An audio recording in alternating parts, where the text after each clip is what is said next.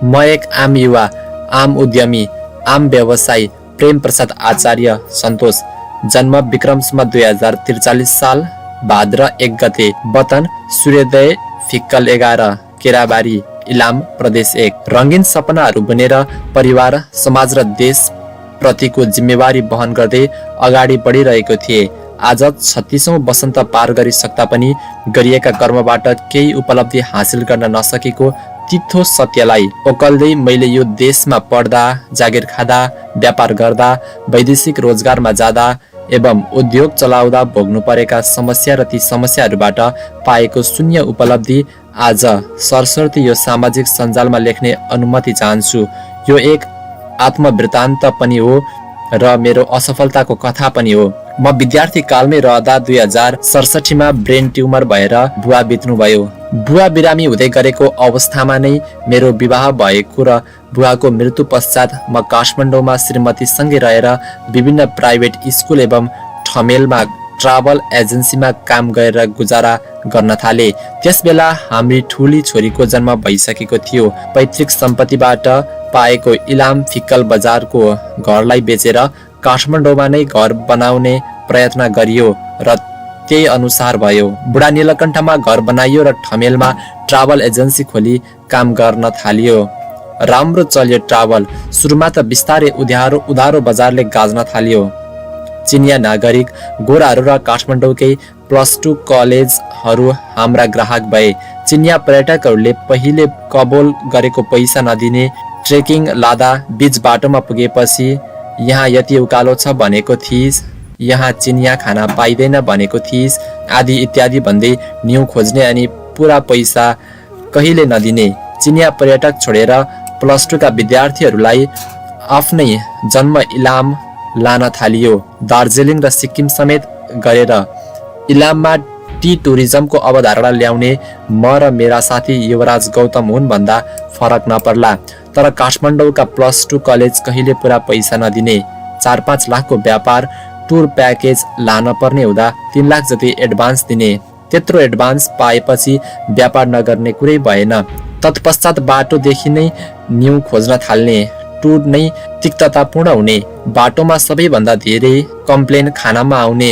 ए हजुर, हाम्रो देशमा बाटोमा खाना खराब छ, यो देशमा सरकारले त्यस्तै खा भन्छ, कहिले सुधार हुँदैन, म के गरौँ। अनि काठमाडौँ आएपछि को कथा उही। कलेजमा बाँकी पैसा लिन जाँदा अनेक बहाना बनाउने। घरि एक्जाम टाइममा आउनुहोस्, फी उठ्छ अनि दिन्छौँ, घरि एडमिसन टाइममा आउनुहोस्, दिन्छौँ भन्ने, तर पैसा नदिने। काठफोर्ड कलेज बालकुमारीले दादागिरी शैलीमै 1,75,000 दिएन। सान इन्टरनेसनल कलेज नक्सालले 90,000 दिएन।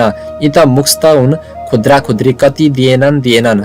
ठमेलमा अफिस भाडा दिनु परिहाल्यो, कर्मचारीलाई तलब दिनु परिहाल्यो अनि सुरु भयो ऋणको सिलसिला। यो देश उधारो बजारले सबैभन्दा धेरै बिक्री रहेको रहेछ भन्ने त्यहीबाट थाहा भयो। बजारमा जताततै लुटेरा मात्र रहेछन्।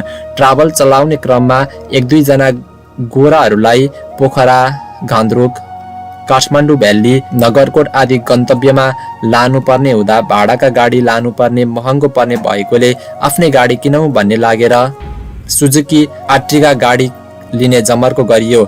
NIC एसिया बैंकले फाइनान्स गरिदिने भयो। 6 लाख डाउन पेमेन्ट गरेर अरू किस्ता तिर्ने गरी गाडी निकालियो। डाउन पेमेन्ट मध्ये 4 लाख जम्मा गरियो। 2 लाख सोरुमले भनेको समयमा दिन सकिएन।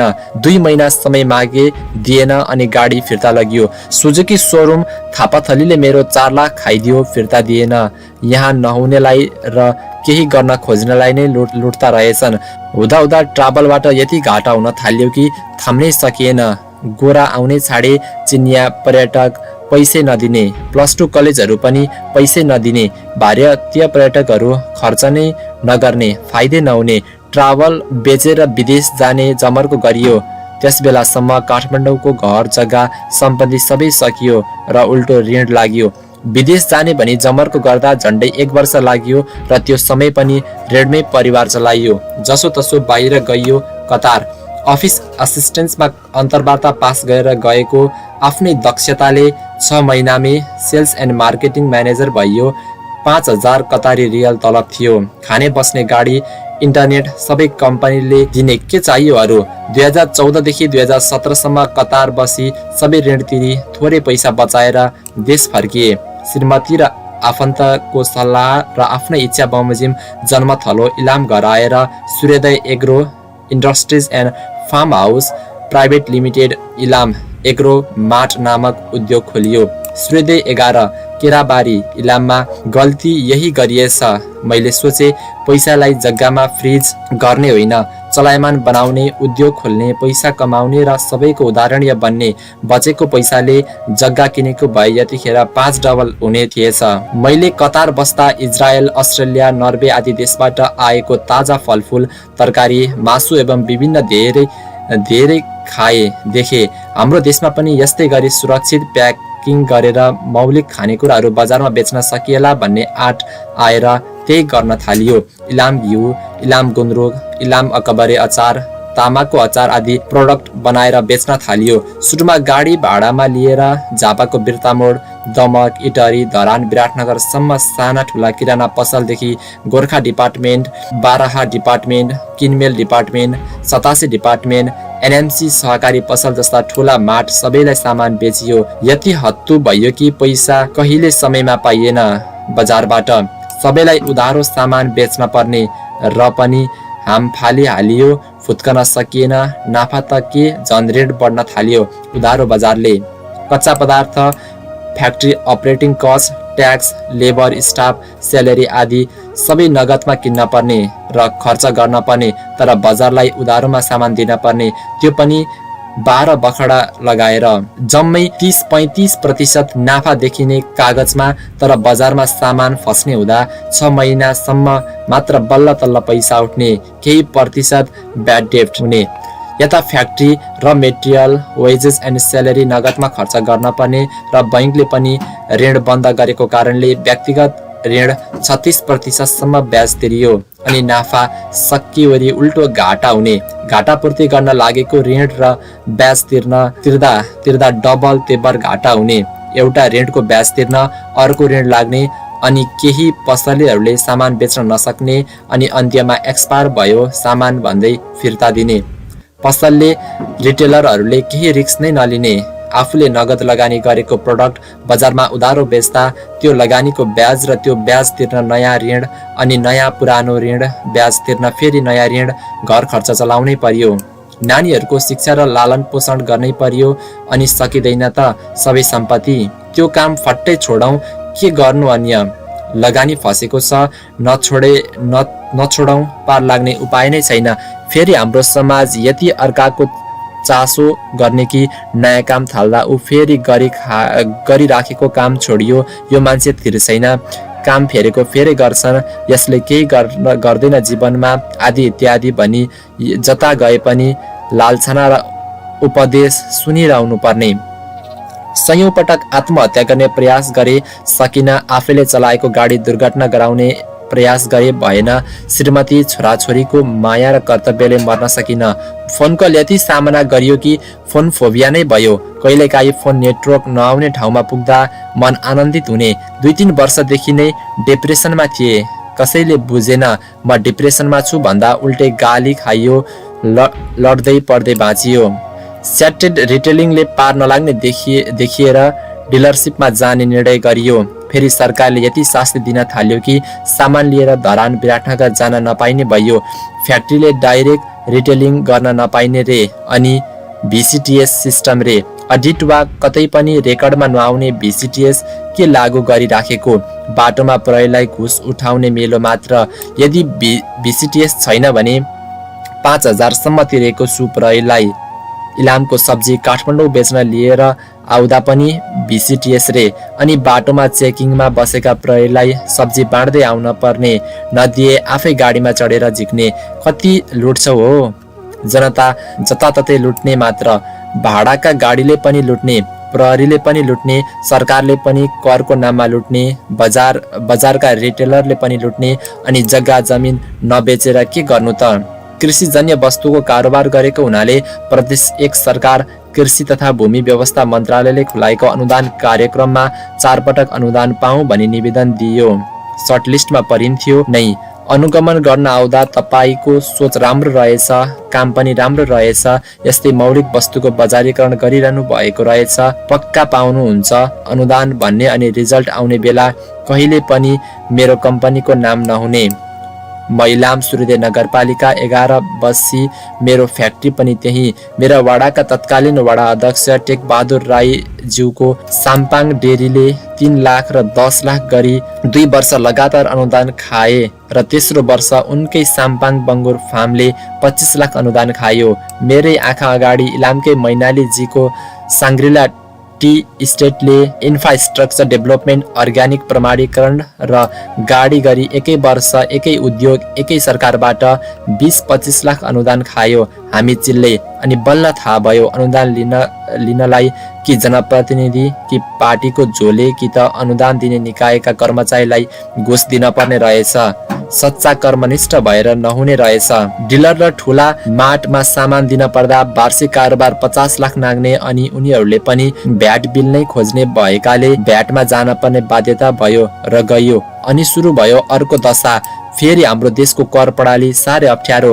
व्यापार घाटामा छ, घाटा देखाउ बैंकले लोन नदिने, नाफा देखाउँदा प्राली कम्पनीले वार्षिक नाफाको 25% कर तिर्न पर्ने, खर्च देखाउ आफूले श्रीमतीले तलब खाएको देखाउँदा 1% टिडिएस तिर्न पर्ने, फेरि वार्षिक 4,50,000 नागेमा करको दर बढ्ने, महिने पछि 10 लाख कारोबार भएमा 13% भ्याट अर्थात् 1,30,000 महिनाकै सरकारलाई बुझाउन पर्ने, त्यो विलम्ब भएमा 25% ब्याज तिर्न पर्ने, वर्षमा एक पटक कम्पनी रजिस्ट्रारमा, घरेलुमा, नगरपालिकामा कम्पनी रिन्यू शुल्क बुझाउन पर्ने, तेहेरो कर अनि वार्षिक अडिट शुल्क आदि कसरी थाम्छ एउटा गाउँमा रहेको कम्पनीले यी सबै शुल्क र भार।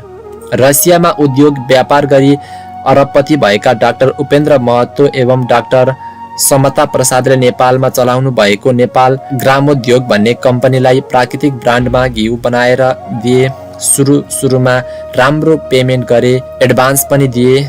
हुँदै गएपछि पैसा नदिने, मेरो सिको गएर आफै घिउ बनाउने अनि बिगार्ने, अनि तपाईको घिउ एक्सपायर भयो भन्दै फिर्ता लैजा भन्ने, बेच्नै सक्दैनौ भन्ने, 9 महिनासम्म तिम्रो गोदाममा राख्न एउटा निम्न स्तरको उद्यमीलाई लुट्न किन कम्पनी खोलेको नेपाल आएर।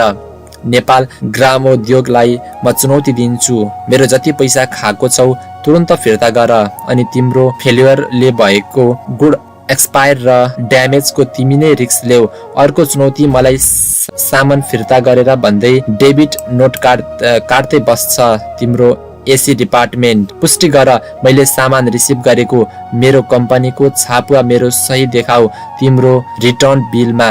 सामान तिमीहरूको गोदाममै एक्सपायर भयो भने वा बजारबाट फिर्ता आयो भने डेबिट नोट काटिहाल्ने अनि मैले पाउने पैसाबाट त्यसको भ्यालु घटाउने। तिमीहरू सब लुटेर आऊ, आफ्नो फ्याक्ट्री कहीँ पनि छैन। बजारमा प्राकृतिक ब्रान्डका जति पनि खाद्य वस्तु बेचिरहेका छौँ ती सबै अर्कैले बनाइदिएका हुन्। म जस्तै साना साना कम्पनीबाट लुटेका हौ। मार्जिन पनि तिमीहरूले नै भनेको हुनपर्ने, एमआरपी पनि तिमीहरूले नै तोकेको हुनपर्ने। यो कहाँको न्याय हो? भाटभटिनका मीनबहादुर गुरुङजी, तपाईलाई 30% मार्जिन दिन पर्ने अनि साना ठुला उत्पादक सप्लायरले तिम्रो माठ भरिदिन पर्ने उधारोमा, अनि कन्ट्र्याक्टमा 1 महिनाभित्र पैसा दिन्छौ भन्ने 3 महिनामा पनि सामानको पैसा नदिने। मलाई यति झुल्यायो कि 3 महिनापछि नाम नमिलाइकन विराटनगर चेक पठायो। इलामदेखि विराटनगरसम्म एउटा चेक लिन गए तर नाम नमिलेको, अनि त्यो चेक सच्याउन काठमाडौँ बोलायो र 1 हप्ता पर्खाएर बल्ल चेक साट्यौ। म इलामदेखि विराटनगर काठमाडौँ कुद्दा कुद्दै तिमीलाई दिएको सामानबाट हुने नाफा घाटामा परिणत भयो। त्यही भएर भाटभटिनीलाई सामान दिन छोडे मैले। तिमीहरू लुट्ने मात्र हो, तिमीलाई थाहा छ सामान उत्पादन गर्न कति दुःख छ। बिग मार्टको 32 वटा शाखा थियो काठमाडौँमा। मैले सामान बेच्दा payment term as per sales राख्यौ। सामान दिन थालियो, महिनामा 5-7 लाख सामान अर्डर गर्थ्यौ। पैसा दिने बेला 75,000, 1.5 लाख मात्र दिन्थ्यौ। कुनै महिना बिलिङ भएन भने त्यो महिना पेमेन्ट नै दिँदैनथ्यौ। यो कहाँको न्याय हो? मैले थाम्न नसकेर तिमीलाई सामान दिन छाडे। सबै ब्रान्च गएर सामान उठाऊ भन्यौ, सामान उठाए। आखिरमा मैले तिमीबाट पाउने पैसा भन्दा आधा कम मात्र सामान थियो तिम्रो ब्रान्चहरूमा। As per sales payment term राखेर किन पैसा दिएनौ समयमा? सामान त बेचेका रहेछौ। सबै ब्रान्चबाट सामान उठाए, फेरि फ्याक्ट्रीमा लाँदा तिमीसँग गरेको व्यापार पनि घाटामा गयो। किन लुट्यौ मलाई यसरी? सामान त गुणस्तरीय थियो, तिमी नै भन्थ्यौ। नेपाल सरकार खाद्य विभाग सबैतिरबाट लाइसेन्स थियो मेरो प्रोडक्ट। पवन गोल्यानको गोल्यान एग्रोले 110 कार्टुन घिउ अर्डर गरेर बनाउन लगाए। काठमाडौँ ल्याएपछि अर्डर क्यान्सल गरिदियो।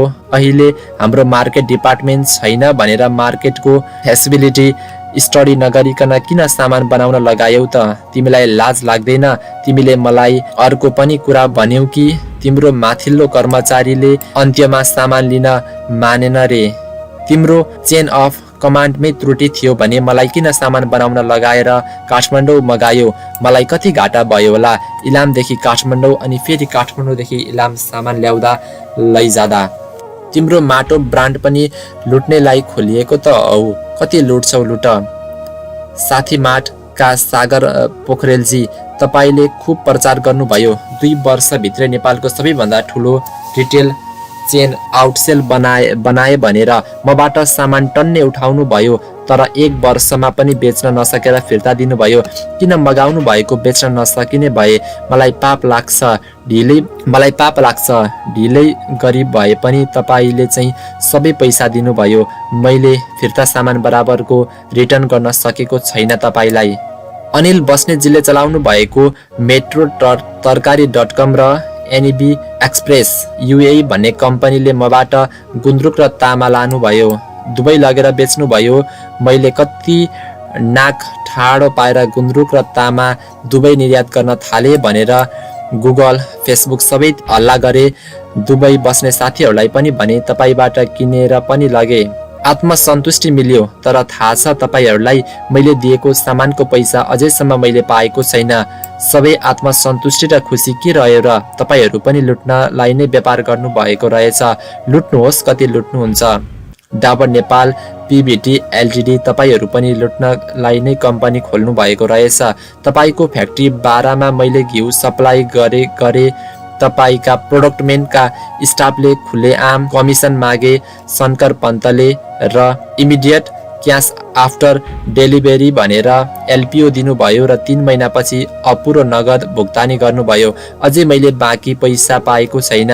त्यही कमिसन हत्याउनलाई राखेका होला राख, लुटिराख, कति सक्छौ। इलामका डेरी व्यवसायलाई नियमन नगर्ने सरकार। 2 महिनामा प्रति केजी 150 नौनीको दाम बढाउँछन्। हामीले कसरी थाम्ने? 2079 30 अगाडिसम्म नौनीको दाम 600-625 थियो इलाममा, तर 2079 को दशैंसम्म आइपुग्दा 700-750 पुर्याए। अलिअलि नौनी बेच्छु भनेर एडभान्स लिएको ठाउँमा पनि पठाउन सकिएन। त्यतै बदनाम भयो। इलाम, पास्तर, झापाका कुनै पनि डेरीमा पैसा दिन बाँकी छैन। तपाईहरूसँग किसान प्रत्यक्ष जोडिने हुनाले बरु आफू मरे तर तपाईहरूलाई बचाए। तर एउटा आग्रह छ इलामका डेरी सञ्चालकहरूलाई, कानुनी मापदण्ड पूरा गर्नुहोस्। तपाईहरू खानेकुरा बनाइराख्नु भएको छ। सुँगुर, कुखुरा, डेरी एकै ठाउँमा नराख्नुहोस्। हनिक मेन्टेन गर्नुहोस्। खाद्य विभागबाट अनुज्ञा पत्र लिनुहोस्। स्वास्थ्यकर घिउ छुर्पी बनाउनुहोस्। खाद्य विभागसँग हार्दिक अपिल गर्दछु, अनुगमन गरियोस्। इलामका डेरीहरू त्यहाँ खाद्य वस्तु उत्पादन गर्दा पालना गर्न पनि न्यूनतम मापदण्ड पनि पालना गरिएको छैन। एउटा गाउँमा बसेर उद्योग चलाएर भाट भटेनी, नेपाल ग्रामोद्यान, Golyan Agro, Dabur Nepal, Big Mart, Sathi Mart जस्ता देशकै नाम चलेका औद्योगिक व्यापारिक घरानाहरूलाई तथा मार्टहरूलाई आफ्नो कस्टमर बनाएर सामान बेचियो। प्रदेश 1 लगायत काठमाडौँका अन्य मार्ट र ठुला पसल प्रायलाई सामान बेचियो। बिर्तामोड, दुबही, हेटौँडा, चितवन, नवलपुर आदि ठाउँमा डाबर, पतञ्जलि, युनिलिभर आदि ठुला कम्पनीलाई सामान बेच्ने डिलरहरूलाई आफ्नो पनि डिलर बनाइयो। त्यहाँ भन्दा कुन लेभलको मार्केटिङ गर्नु र पनि यो देशमा पैसा कमाइएन, मर्ने गरी घाटा खाइयो। प्रमुख कारण उधारो बजार र ठुला रिटेलर्सहरूको हेपा प्रवृत्ति हो। मलाई लाग्छ मेरो जिन्दगीले नै मलाई अब नबाच मर भनेको हो। भाग्य कर्मले बन्छ भन्थे, होइन, भाग्यमा लेखेको छैन भने जति कर्म गरे पनि फल नमिल्ने रहेछ। परिवार, घर, समाज, आफन्त मलाई नै गाली बर्साउँछन्। हात तान्दिनुहोस् भन्दा खुट्टा तान्छन्। ओह्रालो लागेको मृगलाई बाछोले पनि खेद्छ भन्थे, हो रहेछ। कोरोना समयमा इलामकै कन्याम इन नामक होटल पनि चलाए। लिजमा लिएर राम्रो चलियो, केही कमाइयो पनि। तर त्यसमा ओनर झापाकै टिका ओडारीजीले कमाएको देख्न सकेनन् र करार अवधि अगाडि नै होटेल नै बिक्री भयो भन्ने बहानामा मलाई छोडाए। नेपालका बिमा कम्पनीहरू कति लुटाहा उद्योगी व्यापारी देख्नै नहुने। Sun Nepal Life Insurance Company Birtamod Jhapa शाखाका रुद्र निरौला, विकास श्रेष्ठ, रामप्रसाद घिमिरे, प्रकाश पौडेलले जीवन बिमा गरौँ भनेर मका धाइरहे। मैले पैसा छैन गर्दिन भन्दा उनीहरूले आफै लगानी गरेर मेरो 1 करोडको बिमा गरिदिए र पैसा किस्ता गरेर 4-5 लाख असुलेरै छाडे। मेरी श्रीमतीको पनि त्यस्तै गरेका छन् र उनको पनि 1 लाख लिइसकेका छन् मबाट। खबरदार सन नेपाल लाइफ इन्सुरेन्स, मेरो पैसा फिर्ता गर बिना शर्त। किन यति दुःख दिन्छौ एउटा आम नागरिकलाई? दिनरात जतिखेर पैसा तिर्न पर्ने ठाउँको फोन, म्यासेज, धम्की कति सहनु? क्रेडिटर्सको फोन, बैंकको फोन, कर कार्यालयको फोन, सामान माग्नेको फोन, स्यालेरी माग्नेको फोन, र मेटेरियल वालाको फोन, सहकारीको फोन, साथीभाइको फोन, आफन्तको फोन कति सहनु? पैसा माग्नेकै मात्र फोन, कहिलेकाहीँ त दिनेले पनि फोन गर्नु नि छैन। यति हुँदाहुँदै पनि बैंकको, किसानको, गरिबको कसैको पनि मैले पैसा तिर्न बाँकी छैन। बैंकको मासिक किस्ता र ब्याज भविष्यमा तिर्न पर्ने बाहेक हालसम्मको तिरेको छु। व्यापारिक सम्बन्धका चितवनमा 3 पार्टीलाई 8 लाख जति फर्काउनु छ। अरू व्यक्तिगत ऋण र ब्याज अनि भ्याट तिर्न सकेको छैन। बैंकले त जग्गा लिलाम गएर असुल गर्ला, अरूलाई कसरी फर्काउनु? उपाय लागेन। झापा धुलाबारीका अनिल भेटवाल भन्ने व्यक्तिले पास नै नहुने कबाडी गाडी मलाई दिएर यति सताए कि मैले थाम्नै सकिन। मैले उनलाई 5,50,000 दिन पर्नेमा 4,50,000 एले दिन्छु, अरू गाडी पास गर्ने दिन दिन्छु भन्दा पनि मानेनन्। मेरो चेक बााउन्स गरिदिन्छु, पक्राउँछु भनेर सबै पैसा चुक्ता गरे। अनि फेरि गाडी पास गरौँ भन्दा उनले प्रयोग गरेको अवधिको सवारी कर पनि मैले तिर्न पर्ने हुन्छ। पक्राउनुहोस्। मैले यो देशमा गरी खान सकिन। गर्न खोजे, दिनरात मेहनत गरे, तर भएन। मैले यस बीचमा ग्लोबल आइएमई ग्रुपका चन्द्रप्रसाद ढकाल, उद्योग वाणिज्य कि भवानी राणा, गोल्छा अर्गनाइजेसन आदिलाई भेटी मेरो उद्योगको समस्या सुनाए। सुनवाई भएन। अरू कति हाई प्रोफाइल उद्यमीहरूलाई भेटे, सहयोगको याचना सहित केही भएन। 5 वर्षदेखि विवेकशील साझा पार्टीमा आबद्ध थिए। इलाम जिल्ला संयोजक नै हो।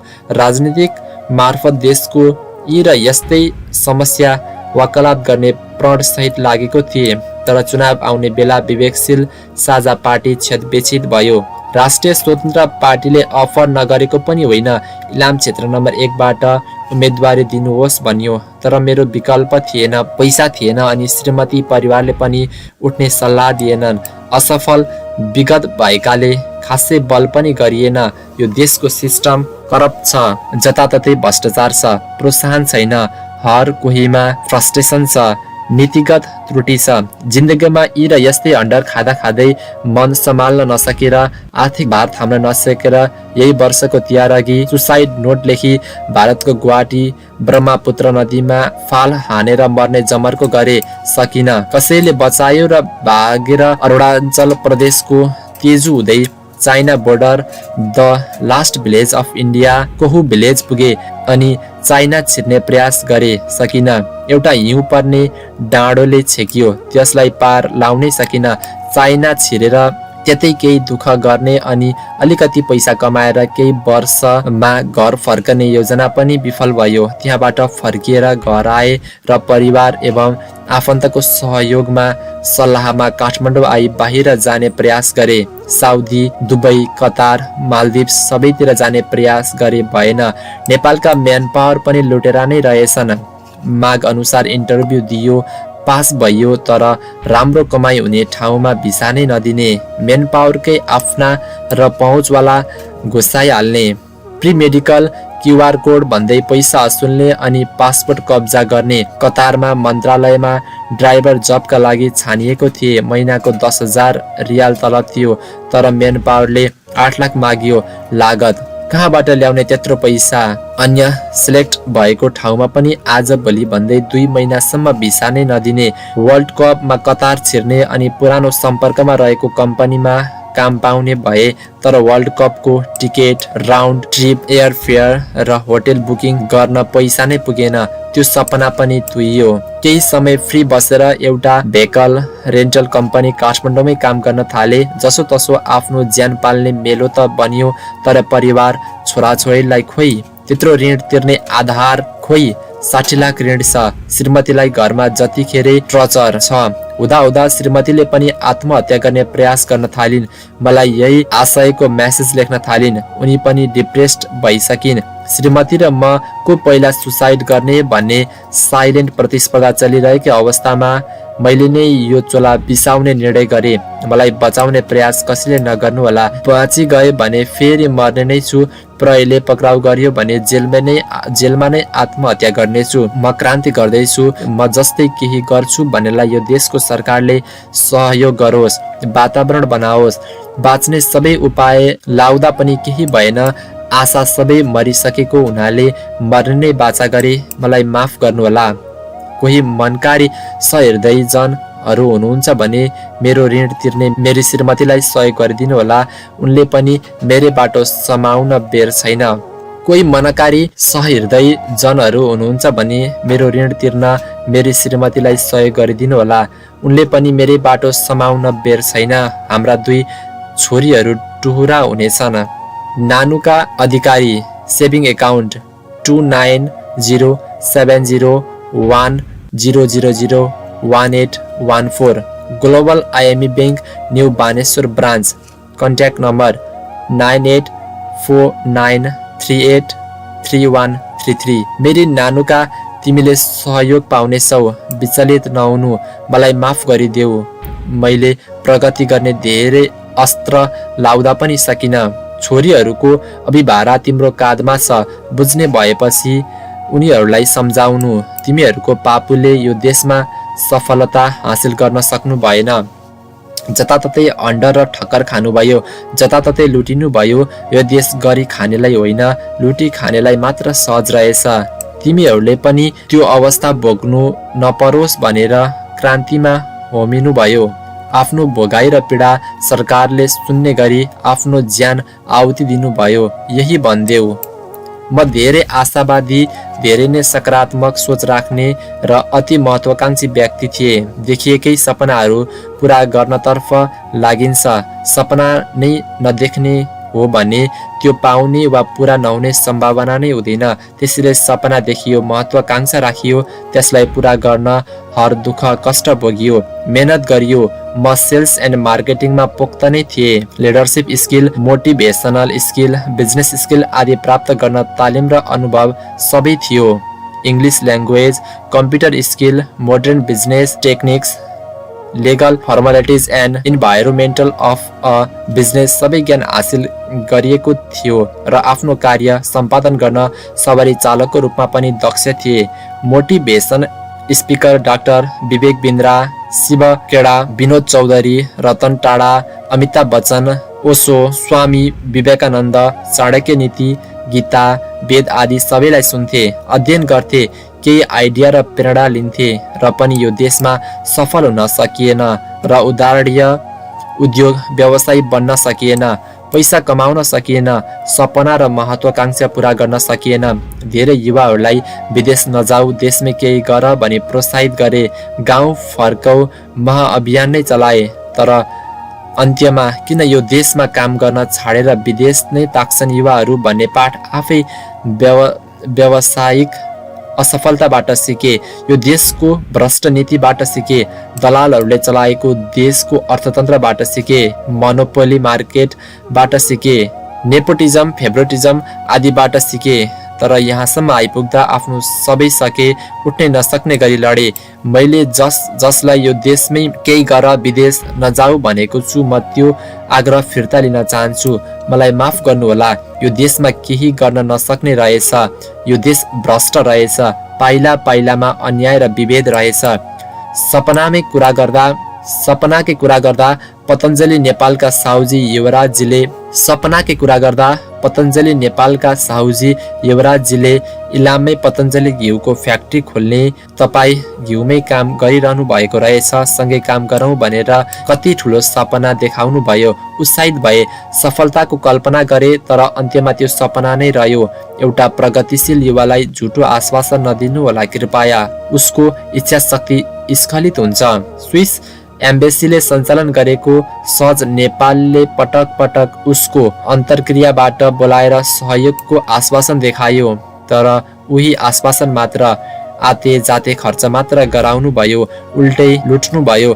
कतिवटा सङ्घ संस्था मेरो फ्याक्ट्री हेर्न आउनुभयो, तारिफ गरेर जानुभयो, समस्या सोध्नुभयो, सहयोगको आश्वासन दिनुभयो, तर फर्केर कहिले आउनु भएन।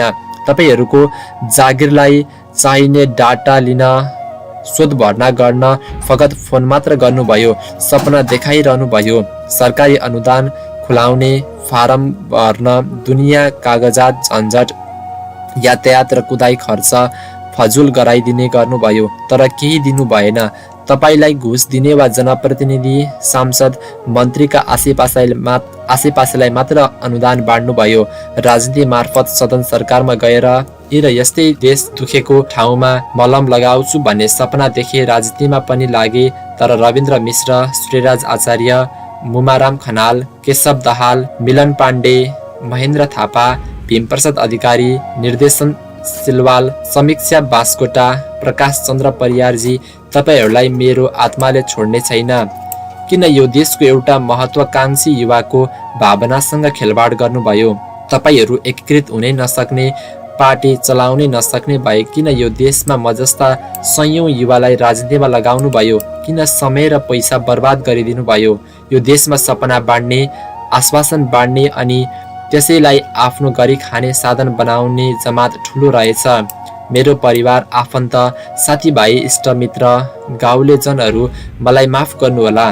घर तथा पैतृक सम्पत्तिमा मेरो हक खोसिएको छ। अहिले समस्यामा छु, ऋणमा छु, दिलाइदिनुहोस् भन्दा हजुरहरूले सुन्नु भएन।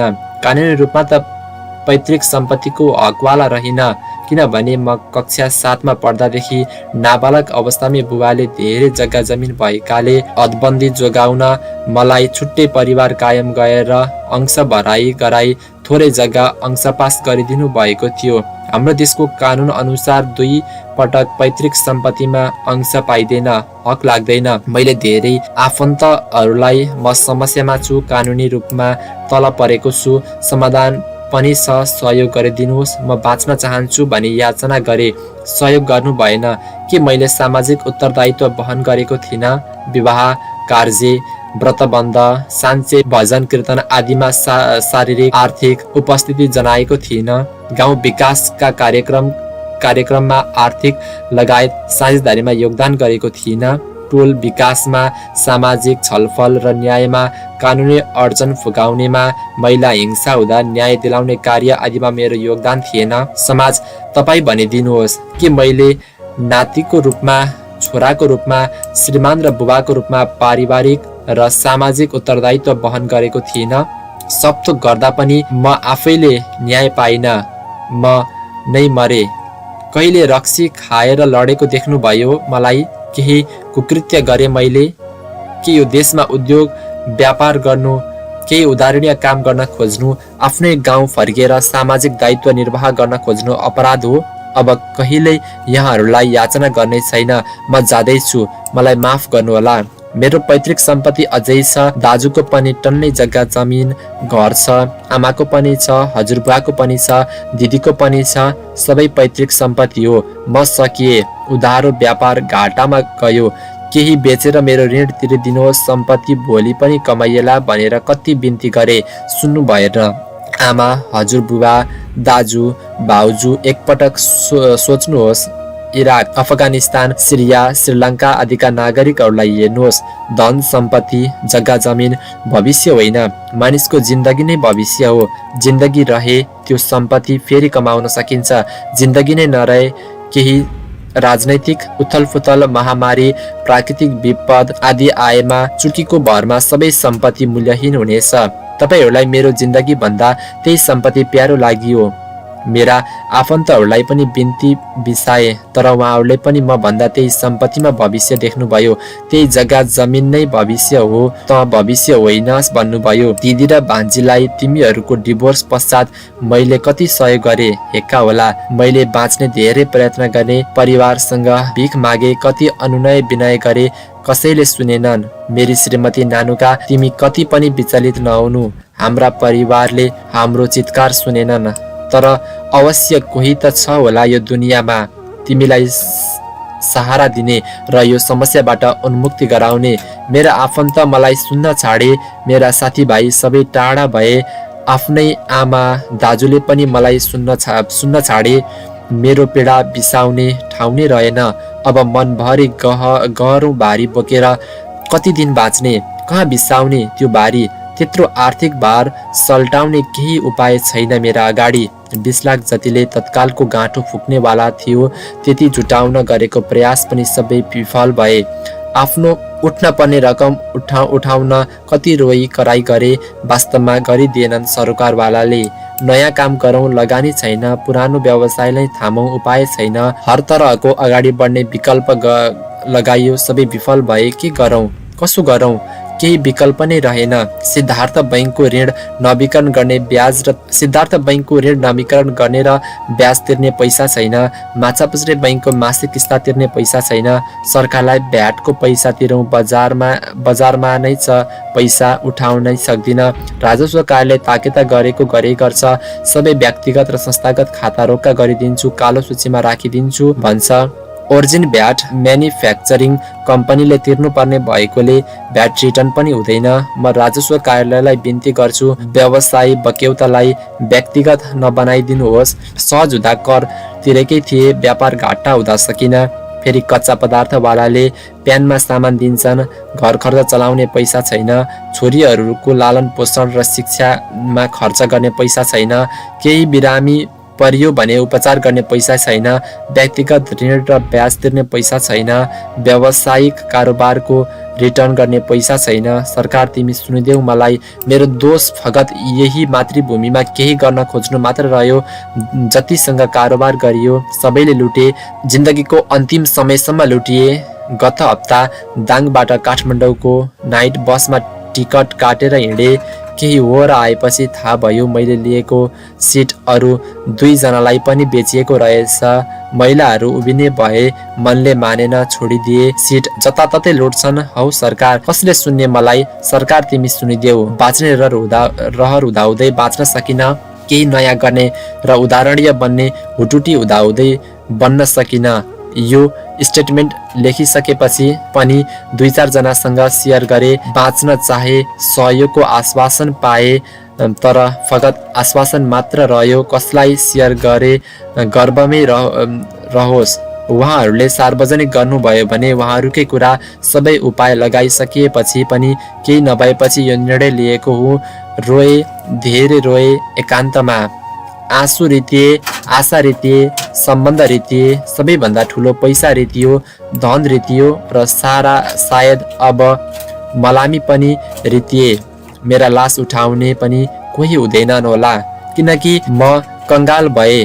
धन सबै सकियो। छोरीहरूसँग रमाउने चाहना थियो, उनीहरूलाई असल नागरिक बनाउने चाहना थियो। श्रीमतीलाई सदा अंगालोमा राख्ने चाहना थियो। सबै चाहनामै सीमित भयो। कहाँ जानु, कसलाई भन्नु? अगाडि केही देख्दिन मर्नु सिवाय। मलाई माफ गर्नुहोला।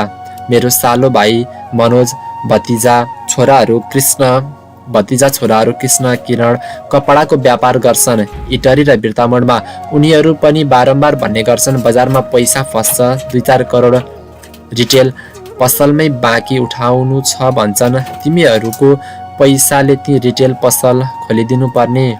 जो कोही उद्यमी व्यापारी त्यसै भन्छन्। मेरा साडु दाजु ठेकेदार हुनुहुन्छ। विद्युतीय सब स्टेसन निर्माण र लाइन विस्तारको ठेक्का लिनुहुन्छ। उहाँ पनि भन्ने गर्नुहुन्छ, ठेक्का त पाइन्छ तर वर्षौं आफ्नो पैसाले निर्माण धान्नुपर्छ। ए सरकार, तिम्रो विकासको काम पनि जनताले उधारोमा गरिदिनु पर्ने। किन पैसा दिँदैनौ समयमा? किन आवाज उठ्दैन कोहीबाट? कसै न कसैले इनिटिएट गरौँ न। यो देशको उधारो बजारको कालो चिर्नै पर्छ। सरकारले त्यतिकै सुन्दैन। तिमी सुन सरकार, मेरो बलिरहेको शरीर हेर, केही त महसुस गर सरकार। यी त सबै जनजीविकाका मुद्दा उठाऊ। जनताको जीवन सरल र सहज बनाऊ।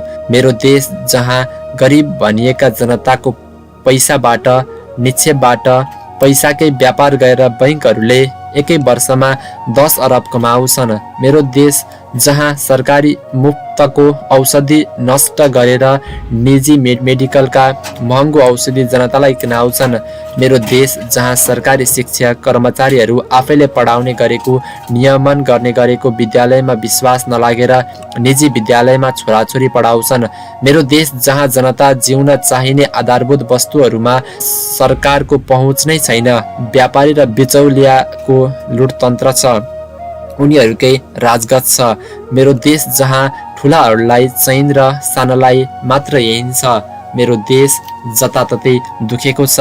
मेरो देश गाउँ गाउँमा रहेको छ, हरेक किसानको घरमा रहेको छ, महत्वाकांक्षी युवाको मनमा रहेको छ, गरिबको दिलमा रहेको छ, बिरामीको दिमागमा रहेको छ। मेरो देश पिल्सिएको छ। केही न केही गर सरकार, केही न केही गर। प्रचण्ड, तिमीले 17,000 मार्ने गरी जनयुद्ध गर्यौ। देशमा गणतन्त्र, संघीयता र धर्मनिरपेक्षता ल्याऊ। संविधान सभा मार्फत देशमा नयाँ संविधान जारी गर्यौ। तर म जस्ता केही गर्छु भन्ने युवालाई देशमा केही गर्न नसक्ने बनायौ। तिमीलाई थाहा छ, यदि Europe, America, Canada, Australia, Japan जस्ता देशहरूले सजिलै नेपालीलाई भिसा दिने भए यो देशमा कोही रहने छैन। तिम्रो देश खाली हुनेछ अनि रित्तो देशको प्रधानमन्त्री बन्नु र ती 17,000 शहीदलाई शासन गरेर बस्नु। तिमीलाई थाहा छ सरकार, अहिले उद्योगी व्यवसायीहरू बैंकबाट 8-9% लिएको ऋणको ब्याजदर बढेर 12-15 सम्म तिरिरहेका छन्। अनि अर्को कुरो, त्यही बढेको 12-15% बैंक ब्याज तिर्न 24-36% सम्म व्यक्तिगत ऋण लिएर तिरिरहेका छन्। बैंकले छोड्दैनन्, सुन्दैनन्। अनि कहाँ पुग्यो देशको उद्योग व्यापार? अनि अर्को लुप्त सत्य, सानो व्यवसाय गर्न देशको कुनै पनि सहरका खाली सटरको लाखौं डिपोजिट लिन्छन्। घरधनीहरू बिना ब्याज व्यवसायको पैसा डिपोजिट राख्छन्, तर घर बहाल कर पनि तिर्दैनन्। व्यवसाय कसरी बाँच्छ? यस्तै अवस्था रहिरहने हो भने हाम्रो देश कंगाल हुँदैछ। कोही त आवाज उठाउनुहोस्। देशमा जताततै आर्थिक मन्दीको हावा चलेको छ। म कसरी अछुतो रहला र त्यसबाट? यो सब उधारो बजार, अवैज्ञानिक कर नीति, पुँजी पलायन, शून्य प्राय विदेशी लगानी, पुँजी, घर जग्गा र शेयरमा फ्रिज आदिले आएको समस्या हो। केही गर सरकार। जाता जाँदै नेपाल सरकारसँग निम्न मागहरू राख्दै यो पुरा होस् भन्ने अपिल सहित यो शरीरलाई अग्निकुण्डमा समाहित गर्दैछु। सबैमा अपिल, यो देश गरी खान लायक बनोस्, बस्न लायक बनोस्, मेहनत गर्नेको भलो होस्, सबैको फलोस् फुलोस् र अन्त्यमा मैले गरेको यो आग्रह सबै सामु पुगोस्। विश्वले पनि सुनोस्, मेरो क्रान्ति हो यो। मैले माथि उल्लेख गरेका कुनै पनि बगाईहरू, कारोबारहरू, हन्डरहरू गलत रहेछन् भने त्यसलाई प्रमाणित गर्न म चुनौती दिन्छु। माथि उल्लेखित कुनै पनि समस्याहरू व्यक्तिगत होइनन्, सबैले भोग्दै आएका राष्ट्रिय समस्या हुन्। किन कोही बोल्नुहुन्न? मेरो आवाज सुनिदिनुहोस्। म आफैलाई मात्र मार्दैछु, अरूलाई नोक्सान पुर्याउने छैन। यो अपिल सरकारले महसुस गर्ने गरी सुनाउँदैछु। मेरो देश गर्व गर्न लायक बनोस्। विदेशी एका लाखौं युवाले यही देशमा केही गर्न सकुन् भन्दै निम्न मागहरू नेपाल सरकार सामु राख्दै यो शरीर सुन्दर देश नेपाल बनोस् भन्ने कामना सहित बलिदान दिँदैछु। अलविदा। 1. राष्ट्रिय उत्पादनमा भ्याट शून्य गर। आयातित वस्तुमा बरु 20% लगाऊ। उपभोग्य वस्तुमा मूल्य वृद्धिको प्रमुख कारण भ्याट हो। 2. बायर्स पे फर्स्ट जस्तो आकर्षक बजार क्रय विक्रय नीति लागू गर। सरकार उधारो बजारको अन्त्य गर। यहाँ निमुखा उत्पादक सप्लायर्सले भाटभटेनी, बिग मार्ट, डाबर नेपाल जस्ता व्यापारी डनहरूलाई पाल्नु परिरहेको छ। उधारोमा उनीहरूलाई सामान दिइरहनु परेको छ र त्यही सामान बेचेर पैसा अन्यतिरै सेयर जग्गा आदिमा घुमाएर बैंकमा मुद्दती खोली ब्याज खाइवरी अनि अन्य थप मुनाफा कमाइवरी मात्र उत्पादक सप्लायर्सलाई बल्ल तल्ल दिन्छन्। तबसम्म उत्पादक सप्लायर्स ऋणले, ब्याजले, अपरेटिङ क्यापिटल सर्टेजले मरिरहेका हुन्छन्। धनी पैसाले नै उक्लेको उक्लै, गरिब थिचिएको थिचै। 3. Higher the profit, lower the tax rate कर नीति लागू गर। धेरै नाफा गर्दा करको दर घट्ने हुनाले सबै उद्योगी व्यापारी धेरै नाफा गर्नेतर्फ लाग्नेछन्। 4.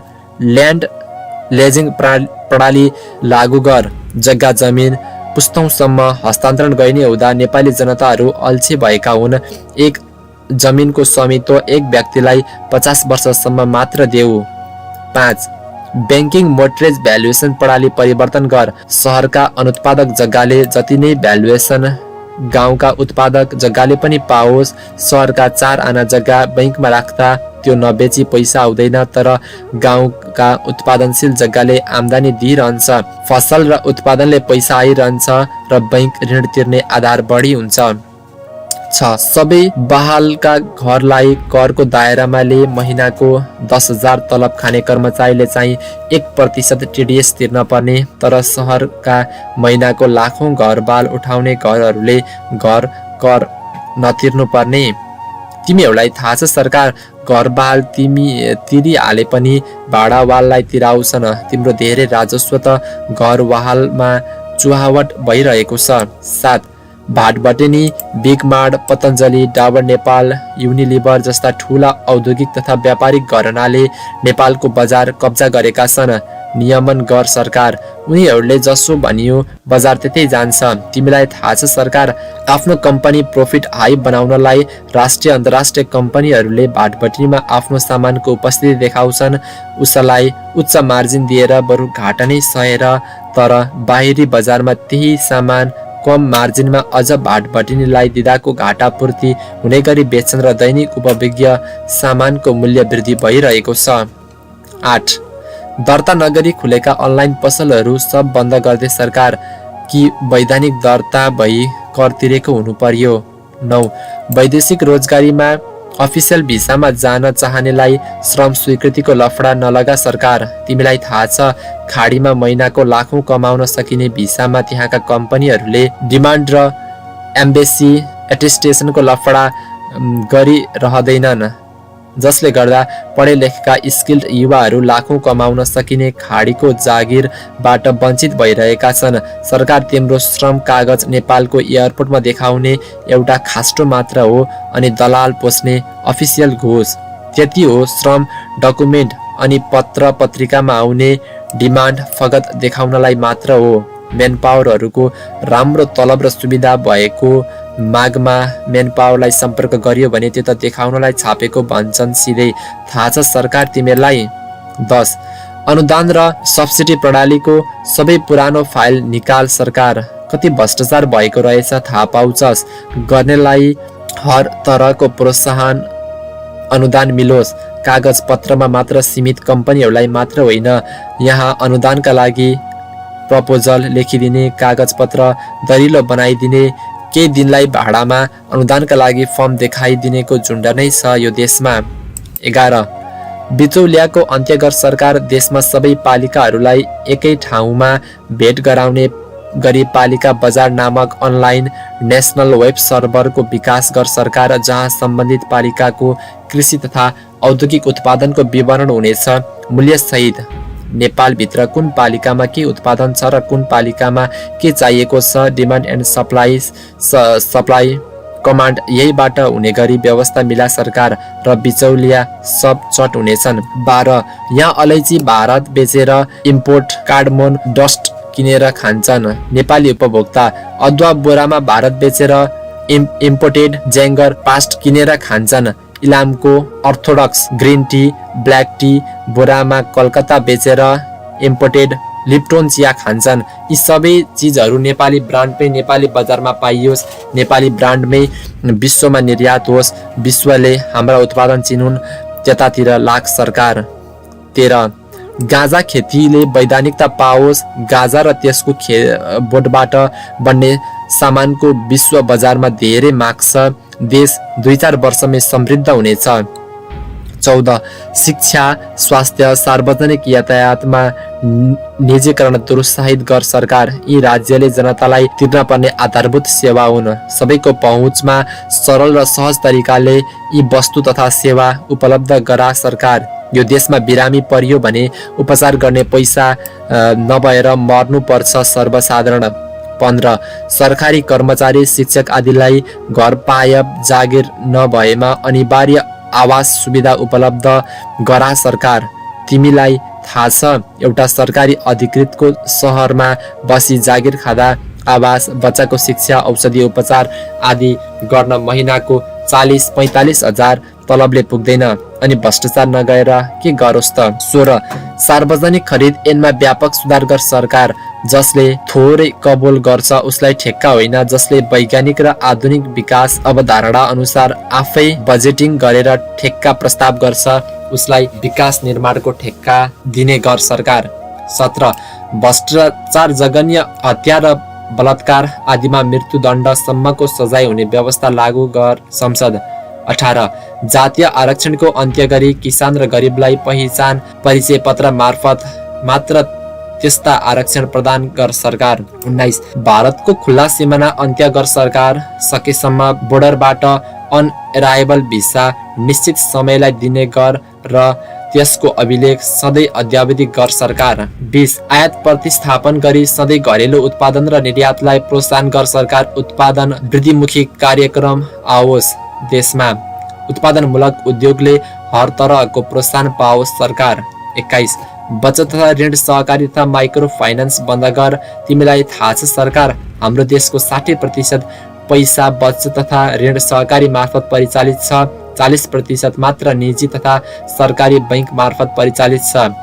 सहकारीको अवधारणा कृषि सहकारी उद्योग सहकारी आदिमा मात्र लागू गर। 22 विकास खर्च जनताले राज्यलाई दिएको करबाट गर्ने हो। विकास साझेदारको नाममा फेरि पूर्वाधार विकास हुने ठाउँको उपभोक्ताबाट 25% रकम उठाइने गरिएको छ, त्यो बन्द गर सरकार। 23 कक्षा 6 देखि नै उद्यमशीलता इन्टरप्रेन्योरशिप विषयलाई विद्यालय शिक्षामा अनिवार्य गर सरकार। जीवनयापन गर्न पैसा कमाउन सिप र कला नै चाहिन्छ। 24 सरकारी कर्मचारी शिक्षक संस्थानका कर्मचारी जनप्रतिनिधि सांसद मन्त्री प्रधानमन्त्री सबैका छोराछोरी अनिवार्य सरकारी सामुदायिक स्कुल कलेजमा पढाउन पर्ने नियम तत्काल लागू गर सरकार। 25 बैंक ऋणको ब्याज दर 7% भन्दा कहिले माथि नउठ्ने गरी सीमित गर सरकार। तिमीलाई थाहा छ देशको पैसा जति सबै ठुला व्यापारीको हातमा छ र देशमा अधिकांश बैंकमा तिनै ठुला व्यापारीको लगानी छ। मुद्दतीमा धेरै ब्याज लिन उनीहरूले नै रचेको बैंकको ब्याज दर वृद्धि हो। अहिले व्यवस्था परिवर्तन धेरै गर्यो, यो देशमा धेरै क्रान्ति गर्यो, जनयुद्ध लड्यो, जनता आन्दोलित गर्यो, जनता मारियो। अब जनताको अवस्था परिवर्तन गर। यी र यस्तै दैनिक जनजीवनका मुद्दा राज्य सञ्चालनका प्राविधिक विषयमा केन्द्रित रहेर शासन गर सरकार। एउटा साधारण जनताले सहज तरिकाले उद्योग व्यापार गर्न सकोस्, जागिर खान सकोस्, खेती किसानी गर्न सकोस्, सुखको सास फेर्न सकोस्। देश बनाउनलाई हावा गफले मात्र हुँदैन, हेर्दा सानो झिनो मसिनो देखिने सूक्ष्म कुराहरू गर। जनताको जनजीविकामा ठुलो असर गर्ने मुद्दाहरूमा ध्यान दे सरकार। हार्दिक अपील यदि कोही मेरो मागमा सहमत हुनुहुन्छ भने शान्तिपूर्ण ऐक्यबद्धता जनाइदिनु होला। आन्दोलन र हिंसा मेरो देशले धेरै सहयो, त्यता नलाग्नु होला। सरकारलाई झकझक्याइरहनु होला, सम्झाइदिइरहनु होला। सुन्दर देशको कल्पना गर्दै मैले लिएको यो अभियान हो, यसलाई मर्न नदिनु होला। मलाई राजनीतिमा लगाउने महानुभावहरूलाई आग्रह, मेरो अभियानलाई अगाडि बढाइदिनु होला। सरकारलाई झकझक्याइरहनु होला, यो देश दुखेको ठाउँमा मलम लगाइदिनु होला। नेपाल सरकार देश चलाउने हुटुटीमा सत्तामा पुग्नु भएका नयाँ पार्टी तथा नयाँ सांसदहरू रवि लामिछाने, राजेन्द्र लिङ्गदेन, ज्ञानेन्द्र शाही, शोभिता गौतम, गगन थापा, विश्वप्रकाश शर्मा, योगेश भट्टराई, तोसीमा कार्की लगायत तमाम नयाँ अनुहारहरूलाई बिन्ती, सरकार बनाउने, मन्त्री हुने मात्र प्रतिस्पर्धा होइन, कसैले नदेखेको तर जनतालाई पिल्सिएको मुद्दाहरू आँखा च्यातेर केलाउनुहोस्, समाधान गर्नुहोस्। यहाँहरू सबैलाई पुनः स्मरण गराउन चाहन्छु। निम्न बुदाहरू यहाँहरूको दिमागमा बसिरहोस्। 1. Buyers pay first. 2. राष्ट्रिय उत्पादनमा भ्याट शून्य। 3. Land liaison system. 4. Higher the profit, lower the tax rate. 5. शिक्षित मेनपावर, वैदेशिक रोजगारीमा जाँदा श्रम स्वीकृतिको झन्झट नलगाइयोस्। श्रम कागज भन्दा दरिलो फरेन कम्पनीले दिने अफर लेटर र इम्प्लोइमेन्ट कन्ट्र्याक्ट उनीहरूसँगै हुन्छ। 6. देशमा सबै पालिकाहरू र उत्पादनहरू समेटिएको पालिका बजार नामक नेसनल वेब सर्भरको विकास। 7. बहालमा लागेका घरहरू अनिवार्य कर, घर बहाल लिँदा घरदैनले लिने डिपोजिट मनी गैरकानुनी हो, त्यसको अन्त्य। 8. स्वास्थ्य, शिक्षा र सार्वजनिक यातायात सहज र सरल। 9. ब्याङ्किङ मोर्टगेज भ्यालुएसन नीतिमा परिवर्तन। 10. बचत तथा ऋण सहकारी फाइनान्सको र माइक्रो फाइनान्सको खारेजी। 11. गाँजा खेतीलाई वैधानिकता। धन्यवाद। यही देशको एउटा सर्वसाधारण नागरिक प्रेम प्रसाद आचार्य, सन्तोष। सूर्योदय 11, केराबारी, इलाम, प्रदेश 1, नेपाल। हाल काठमाडौँ। म मरे पनि मेरो देश बाँचिरहोस्। अलविदा। यसरी इलामका प्रेम प्रसाद आचार्यले 6500 भन्दा बढी शब्द खर्च गरेर आत्मदाह गर्नु अघि नोट लेख्नु भएको थियो।